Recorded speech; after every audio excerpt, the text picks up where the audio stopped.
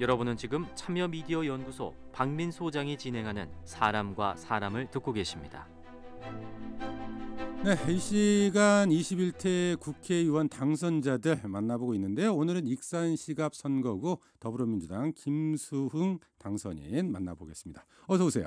네, 안녕하세요. 김수흥입니다. 초대해 주셔서 감사합니다. 네, 당선되시고 혹시 배지 받으셨어요? 예, 제가 국회 사무처에 국회의원 당선자 등록을 했습니다. 네. 그래서 국회에서 30년 근무하는 동안 수천 명의 국회의원들 배지를 받는데요. 네. 저는 또 익산 시민께서 달아주신 배지라 생각하고 한편으로는 기쁘지만 네. 또 다른 한편으로는 무거운 책임감을 느낍니다. 네, 그동안은 이제 30년 동안 배지를 주시기만 하다가 네. 처음으로 받아보셨네요. 네네. 네. 자, 이렇게 이번 선거에서 이제 첫 출마를 하셨어요. 네. 근데 결과를 보니까 압도적인 승리였습니다. 예. 지금 도내에서 최고 득표율이시죠? 예. 네. 그 승인이 어디 있다고 보세요? 그러니까 뭐 여러 가지 분석들이 좀 있는데 문재인 정부 성공을 원하는 그런 유권자들의 의사들도 좀 반영이 돼 있었을 것 같고 네. 후보 개인의 경쟁력도 좀 있었을 것 같고 예. 등등 여러 가지 있을 텐데 뭐 승인 어떻게 꼽으세요? 저는 경선에서 현역 3선 의원을 제가 제치고 경선에서 승리하지 않았습니까? 네. 그러다 보니까 익산 시민들께서 저에 대해서 익산의 새로운 변화라든가 발전을 많이 기대하는 것 같습니다. 거기에다가 코로나 국난 극복 과정에서 문재인 정부가 성공적으로 대처하고 또 국민들이 그 과정에서 정부에 대한 신뢰가 많이 높았습니다.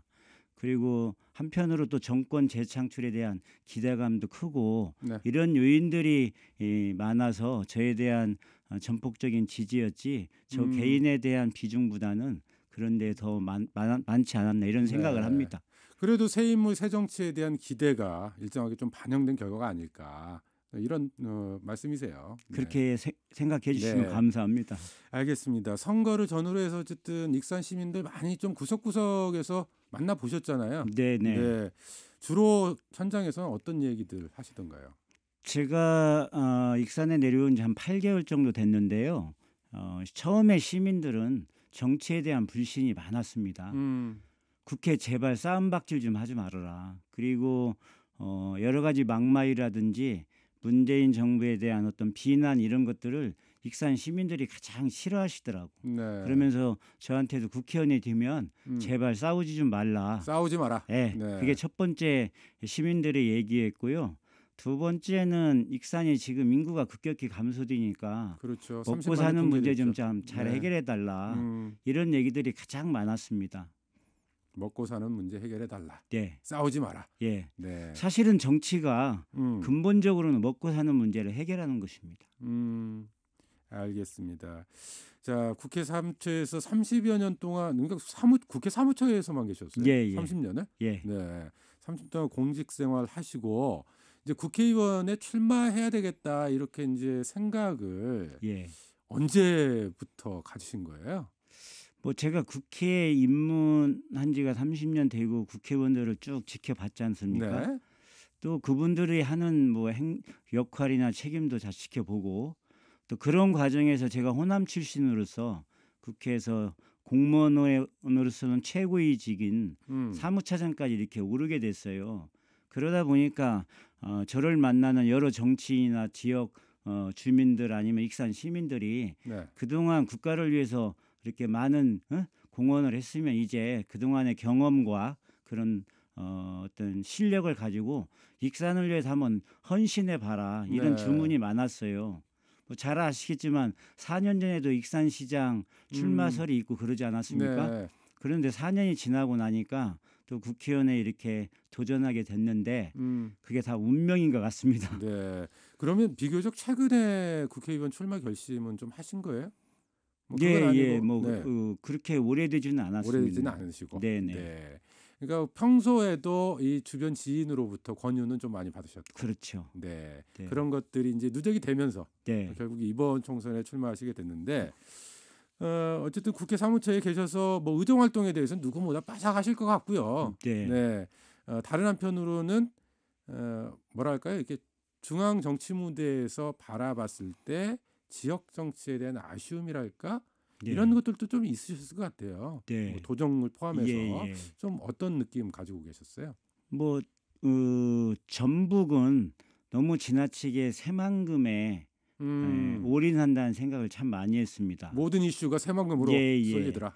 예, 대부분 전북에서 국회 예산심의 과정에 네. 증액 요청하는 게 새만 관련 예산들이었어요. 그래서 제가 전북의 공무원들이나 시장 군수님, 도지사님 만나면 전북의 발전 방안을 새만금과 그다음에 다른 시군의 발전 전략으로 투트랙으로 가야 네. 이게 전북의 내실을 기하지 새만금은 국가 사업이니까 네. 정부에 맡겨두고 그다음에 전북 발전을 위한 어떤 사업 발굴이라든가 예산 확보 이 방향에 좀 많이 좀 주문을 많이 했습니다. 그러니까 그동안 뭐 도정 현안 자체가 이게 새만금을 일종의 블랙홀이라는 표현까지 쓸 정도로 네. 모든 게 그쪽으로 좀 집중이 예, 됐었는데 예. 어떻게 보면 새만금은 국가 사업이니까 네. 좀 일정하게 정부를 믿고 맡겨놔라. 예. 네. 오히려 다른 영역의 정책도 발굴하고 네, 네. 네. 예산 확보에도 좀 나서야 되는 거 아니냐. 그러면요. 네. 왜 그러냐면 뭐 미래의 먹거리를 개발하려면 물론 새만금의 그 광활한 그 대지를 활용할 수도 있지만 시군별로 나름대로 그 지역의 발전 산업이라든가 성장 산업을 발굴해야 네. 거기에 일자리가 생기지 않습니까?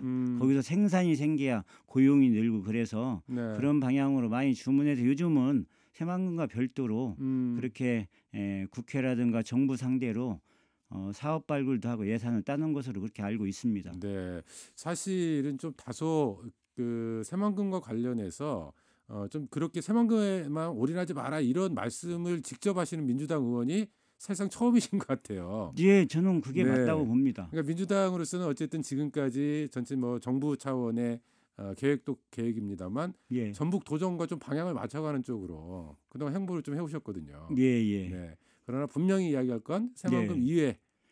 예를 들면 익산 같은 경우 예를 들면 익산이 새만금 배후 도시로 개발하겠다고 얘기합니다. 네. 그러고 지금 시간이 얼마가 지났는데 지금 익산은 1년에 인구가 5천 명, 많게는 뭐 7천 명 이렇게 빠져나가고 있는데 거기에 기대를 했던 게 지금에 와서 인구 유출 도시 뭐 지방 소멸 위기에 직면한 결과가 나타나지 않았습니까? 네. 뭐 한편에서는 새만금 사업이 국책 사업이긴 합니다만 전라북도나 전북 정치권이 적극 챙기지 않으면 또 정부에서 이 소극적으로 좀 대응하는 부분도 있기 때문에 아예 신경 안 쓸 수는 없습니다. 아유, 당연하지요. 그거야. 네. 신경 네, 쓰면서 네, 동시에 네. 투트랙으로 가야 된다. 네, 네. 알겠습니다. 자, 지역 현안과 공약 중심으로 몇 가지만 좀 여쭤볼게요. 네. 지금 공약 중에 보니까 전북 도청사 이전 약속하셨더라고요. 예. 네. 이거 어디로 언제쯤 이전하시겠다 혹시 그런 계획도 세워보셨어요? 제가 분명히 공약을 할 때 전주가 특례시가 지정이 되면 전북도청 이전을 전북의 균형 발전이나 상생 발전 차원에서 적극적으로 검토해야 되고 최적합지로 익산이라고 얘기를 한 겁니다. 네. 사회자님 잘 아시겠지만 전주하면 도청 소재지가 있죠. 네. 혁신 도시가 있죠. 네. 교육 도시죠. 문화예술 도시죠. 앞으로 금융 중심지 도시, 그다음에 특례시를 추진합니다. 그러면 우리 사회자님 익산은 뭐 떠오르는 게 있습니까? 네.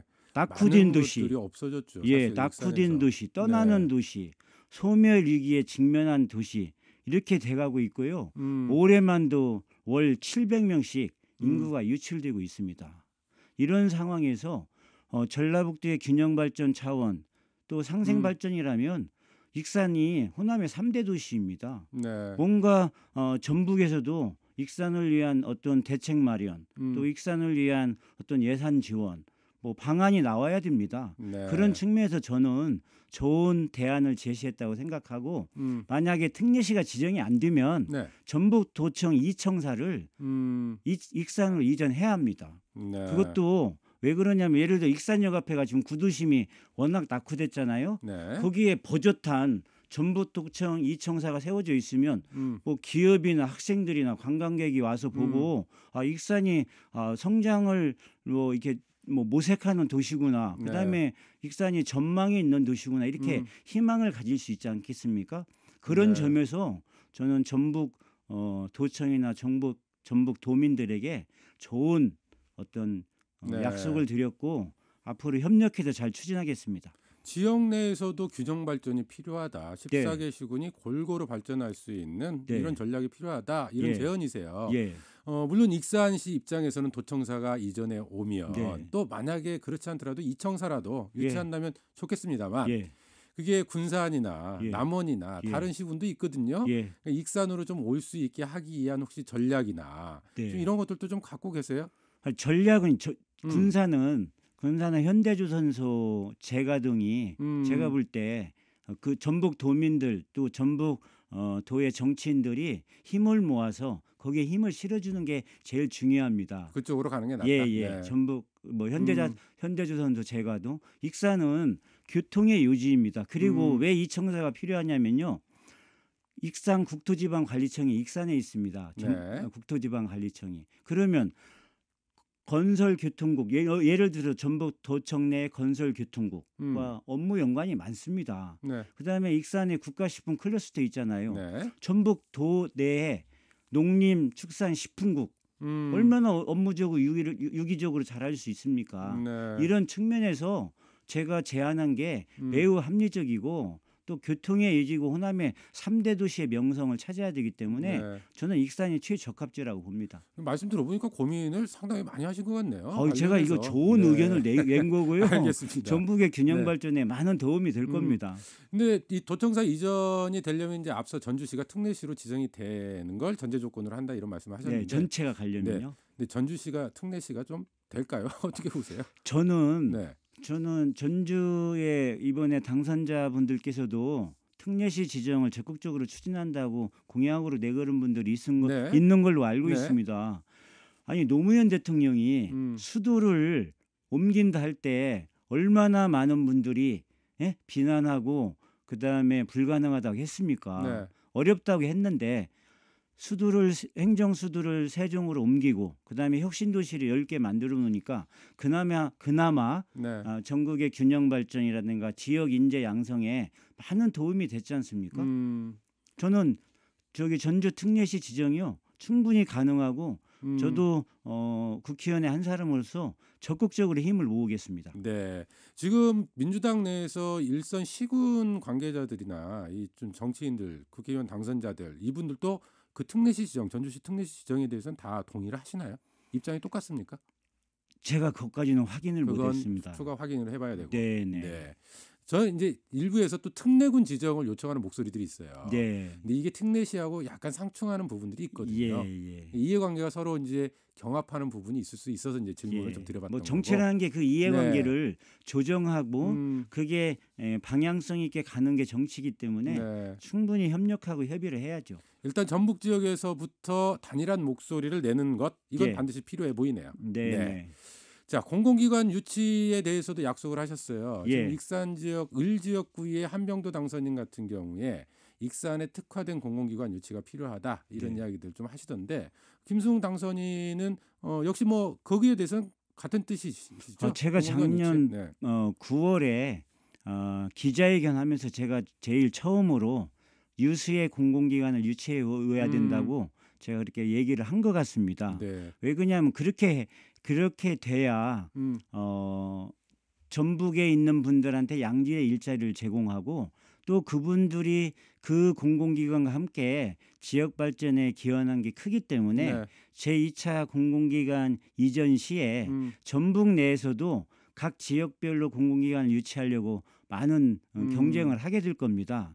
그런데 또 한병도 당선자께서도 당연히 공공기관 2차 이전 시 익산 이전을 적극적으로 하고 했기 때문에 저도 한병도 당선자 그리고 다른 전북 내 의원님들과 협의해서 공공기관 유치에 최선을 다하겠습니다. 익산 지역에 뭐 두 분이야 서로 뜻이 통하실 것 같고 제가 이제 여쭤보고 싶은 것은 혹시 구체적으로 익산 지역에 유치하고 싶은 공공기관 염두에 두시고 계신 기관이 있으신지.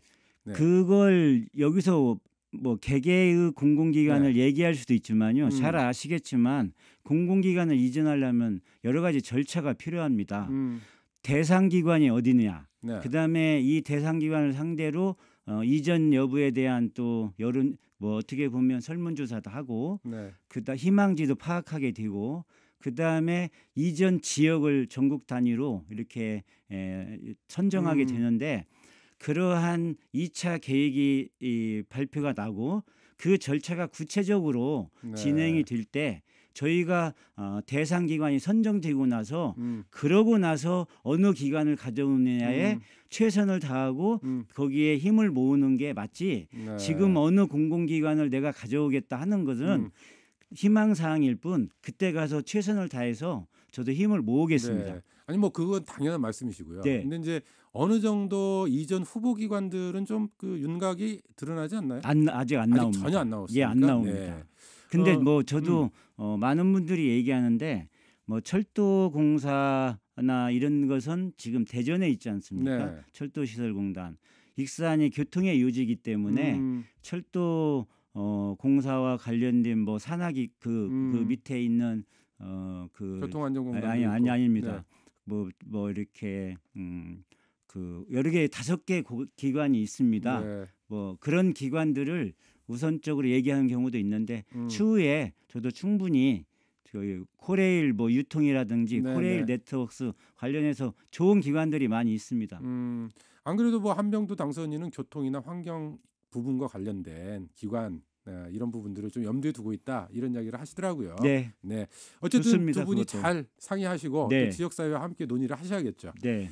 자, KTX 역세권 뭐 익산역 개발 뭐 이런 부분들 약속도 하셨는데 사실은 이 KTX역 익산역 그 좀 개발 문제에 대해서는 오랫동안 지역사회에서도 이야기가 됐었거든요. 네. 근데 아직까지 좀 안 됐다는 이야기잖아요. 제가 거의 매일 그 역세권을 둘러보고 있습니다. 지금 갈 때마다 암울한 심정입니다. 뭐 많은 건물들이 거의 비어 있고요. 특히 도로 뒤에 있는 건물들은 거의 뭐 공실률이 네. 80% 100%라고 보는 건물도 많습니다. 익산의 어떤 앞으로 미래에 대한 어떤 발전의 방향은 구도심을 네. 획기적으로 개선하지 않으면 어떻게 보면 미래가 좀 어둡다고 할 수 있을 정도 그렇습니다. 그래서 위기에 직면할 수밖에 그래서 없다. 네. 그 저기 뭐야 정부에서 추진하고 있는 그 도시재생 뉴딜 사업 있지 않습니까? 네. 그걸 지금 익산의 구도심 쪽에 적극적으로 유치하려고 하는데 그 정부에 가서 추진하고 있는 도시재생도 획기적인 대폭적인 어떤 그 정비가 아니고 네. 그냥 재생 쪽에 환경 정비라든가 몇 개의 어떤 그 뭐 건물들을 리모델링해서 네. 청년들한테 창업의 공간을 제공하고 몇 개의 일자리를 만든다면 그건 뭐 계속 반복되는 공동화 현상이 지속되기 때문에 네. 그 구도심을 어떻게 하느냐에 이제 달려 있는데 저는 그래서 그 아까 말씀드린 전북도청 이청사 네. 익산역 앞에 구도심에 해놓으면 그게 어떻게 보면 익산의 희망이고 네. 미래에 대한 방향이라고 봅니다. 그리고 공공기관 유치할 때도 그 구도심을 활용하는 방안도 매우 좋다고 생각을 합니다. 건물 몇 개 더 짓고 네. 이 정비한다고 해서 네. 되는 게 아니다. 안 됩니다. 도청사 이전 문제라든지 공공기관 이전과 연계하겠다. 예. 네. 어느덧 좀 마무리를 해야 될 것 같은데요. 근데 그런 그 현안들 해결하시려면 익산시장과도 호흡이 잘 맞아야 되잖아요. 네. 일단 익산시장님이 민생당이시고 정당이 좀 다르시긴 한데 네. 그래도 좀 호흡은 좀 어떻게 맞춰 보셨어요? 뭐 잘 이 맞으신가요? 정치라는 네. 게 경쟁할 때는 당 간에 경쟁을 해서 후보가 이렇게 당선이 되고 이렇게 하는데 또 일을 할 때는 초당적으로 해야 됩니다. 네. 뭐 시장이 어느 당이고 의원이 어느 당이냐를 넘어서 그럼요. 초당적으로 하고 제가 5월 1일 날 네. 전북 익산시청에서 저 시장 업무보고를 보고 봤거든요. 네. 그래서 앞으로 자주 익산시장님 그리고 시의 공무원분들과 충분히 협의해서 익산의 새로운 발전과 변화를 음. 위해서 최선을 다하려고 합니다. 네, 이건 짧게 단답식으로만 여쭤볼게요. 희망 상임위 저희가 모든 당선인들께 여쭤보거든요. 네, 혹시 상임위 희망하는 상임위가 있어요? 저는 마음적으로는 있는데요. 네. 여러분들이 자기 본인의 희망상임위원회를 이렇게 얘기를 했는데 네, 저라도 전략적으로 숨기고 있어야 네. 이게 또 전북이 전체적으로 균형이 이룰 것 같습니다. 알겠습니다. 상황을 봐야 되고 또 예. 희망한다고 갈 수 있는 건 아니기 때문에. 네, 예. 네. 자, 끝으로 최후의 발언 시간 드릴 텐데요. 최후의 발언 이번에는 본인 스스로에게 하는 다짐으로 30초 정도 시간 좀 드릴게요. 카메라 바라보면서 스스로에게 다짐 한 말씀 부탁드릴까요? 정치는 국민들로부터 그리고 저를 뽑아준 시민들로부터 신뢰를 확보하는 거라고 생각을 합니다. 저는 어떻게 하면 신뢰를 확보하느냐? 물론 약속을 잘 지키는데요. 그 약속을 지키기 위해서 성실하게 최선을 다하는 것이 신뢰를 확보하는 길이라고 생각하고 또 많은 분들이 정치는 초심을 잃지 않고 겸손하게 하라고 합니다. 겸손하게 하는 최선의 방법은 정말 열심히 일하는 게 겸손한 방법이라고 생각하고 익산 시민들께 최선을 다해서 그 압도적 지지에 보답하도록 노력하겠습니다. 네, 신뢰받는 정치인, 겸손한 정치인이 되겠다. 이런 다짐까지 들어봤습니다. 익산 갑선거구 김수웅 당선인이었어요. 오늘 말씀 고맙습니다. 네, 고맙습니다.